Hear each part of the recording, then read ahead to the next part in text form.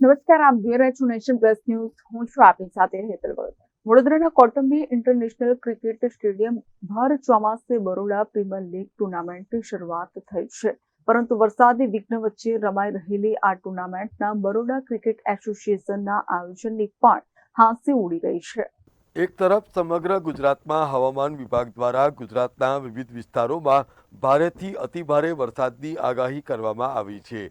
જો કે હવામાન ખાતાની આગાહીને પણ અવગણીને બરોડા ક્રિકેટ એસોસિએશન દ્વારા બરોડા પ્રીમિયર લીગની શરૂઆત 15થી 29 જૂન દરમિયાન કરી દેવામાં આવી હતી.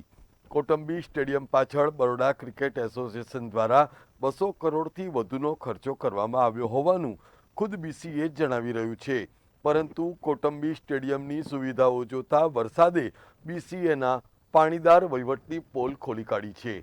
એક તરફ આખા દેશમાં આ પ્રકારની પ્રીમિયર લીગ પૂર્ણતાના આરે છે, ત્યારે બરોડા ક્રિકેટ એસોસિએશનના અણઘડ વહીવટને પ્રતાપે ફ્રેન્ચાઇઝીઓના પૈસા ડૂબી જાય એવી સ્થિતિનું સર્જન થયું છે.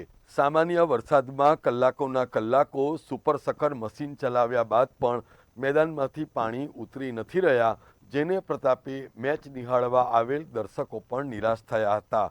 બરોડા ક્રિકેટ એસોસિએશન દ્વારા બરોડા પ્રીમિયર લીગ BPLની શરૂઆત ટાણે ખૂબ મોટા દાવાઓ કરવામાં આવ્યા હતા, જેમાં માત્ર BCAના આ સ્ટેડિયમની તુલના લોર્ડ્સ મેદાન સાથે કરવાનું જ બાકી રાખવામાં આવ્યું હતું.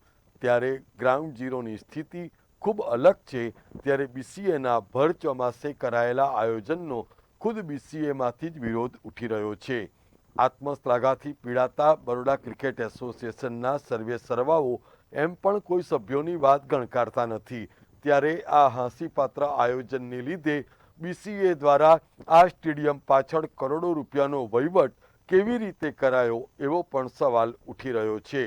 કુલ 5 ટીમોને સમાવતી બરોડા પ્રીમિયર લીગમાં વરસાદ અને ભરાયેલા પાણીને પરિણામે ઓવરો પણ ઓછી કરવામાં આવી રહી છે, જેને પરિણામે આ ટુર્નામેન્ટનો ચામ પણ ફિક્કો પડી ગયો છે. Bureau report, nation plus news, Vadodara.